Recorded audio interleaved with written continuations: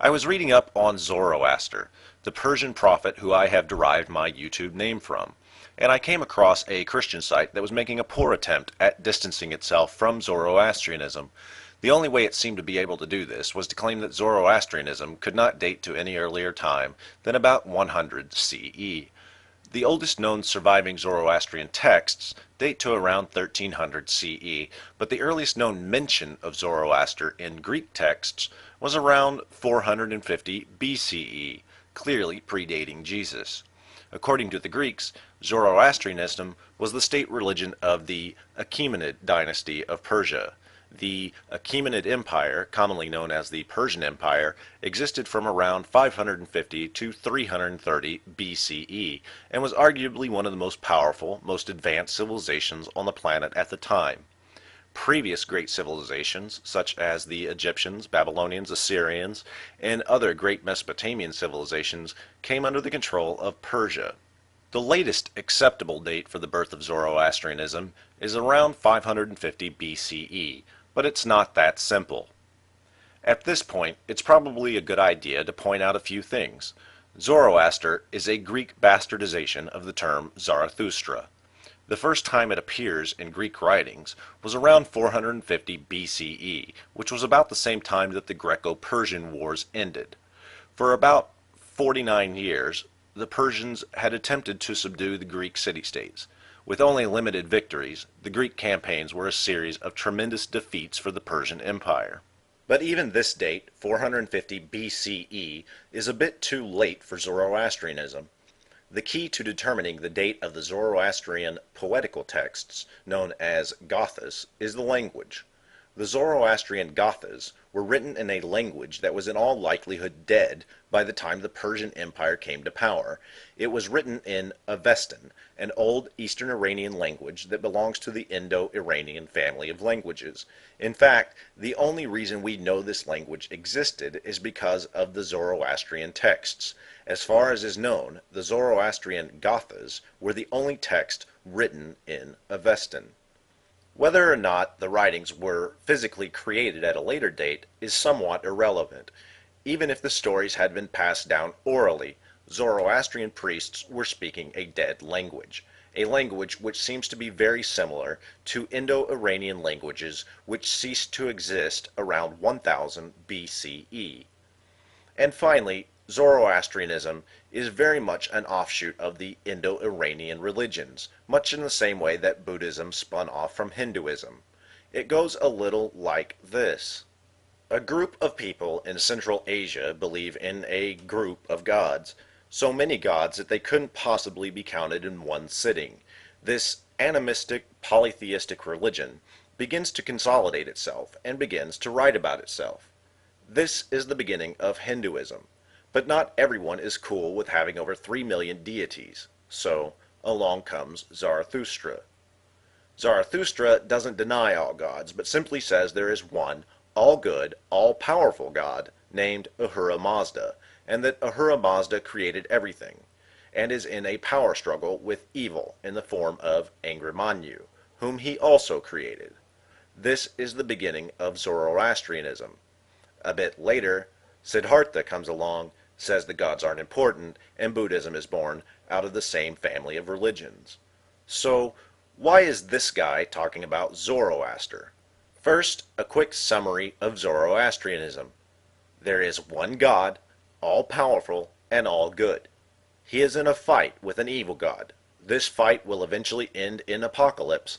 Everyone is judged, evil people go to hell, but eventually, after they are purged of their sins by fire, everyone gets into heaven.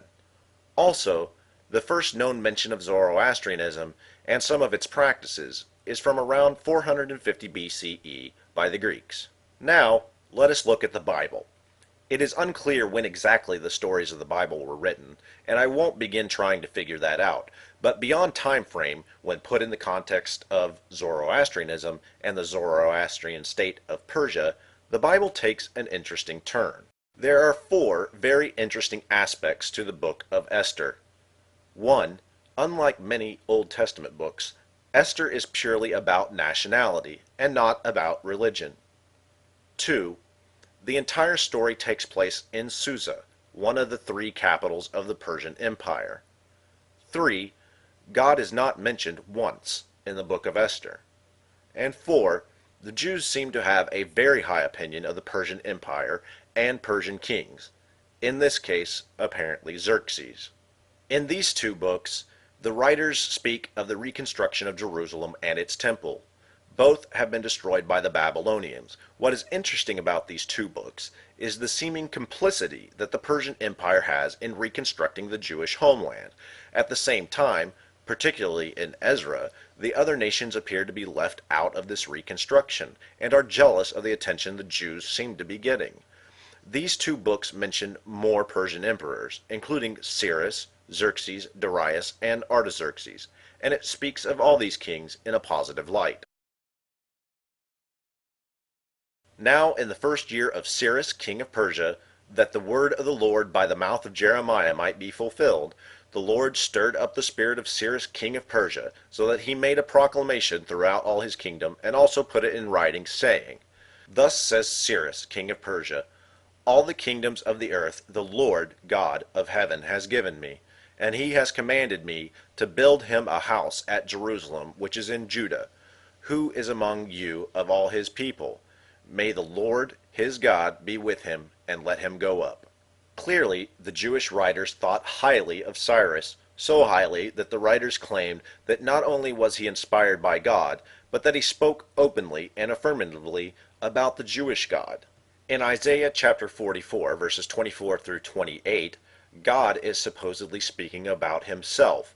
In verse 28, he speaks of himself in this manner, who says of Cyrus, He is my shepherd, and he shall perform all my pleasure, saying to Jerusalem, You shall be built, and to the temple, Your foundation shall be laid. In at least 4 books of the Old Testament, the Zoroastrian kings of Persia are tools of the Jewish Yahweh. In at least 2 of the books, the Persian kings are fully aware that they are emissaries of the Jewish God. Now, in the first year of Cyrus, king of Persia, that the word of the Lord by the mouth of Jeremiah might be fulfilled, the Lord stirred up the spirit of Cyrus, king of Persia, that he made a proclamation throughout all his kingdom, and put it also in writing, saying, Thus saith Cyrus, king of Persia, The Lord God of heaven hath given me all the kingdoms of the earth, and he hath charged me to build him a house at Jerusalem, which is in Judah. According to the Old Testament accounts, Cyrus seems to believe in the Jewish God.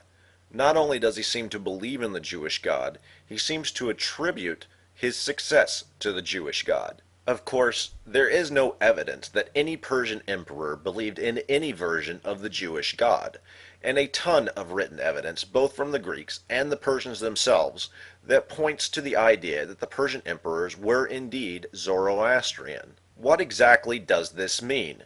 Why is it that the Jewish writers seem so fond of the Persian Empire? Why is it that the Jewish writers seem to believe that they have been personally favored by the Persian Empire? Why do the Jewish writers seem to imply that Cyrus believed in their God? And lastly, why is it that Ahura Mazda and the Zoroastrian religion was well known even to Persia's enemies, while there is no mention of a Jewish God by the Persians? Why is it that the Jewish texts seem to imply that the Persian religion of Zoroastrianism is the same as their own? It's all circumstantial evidence, of course, but it seems to be a near overwhelming amount of circumstantial evidence. It seems to lead in one particular direction. Yahweh is Ahura Mazda.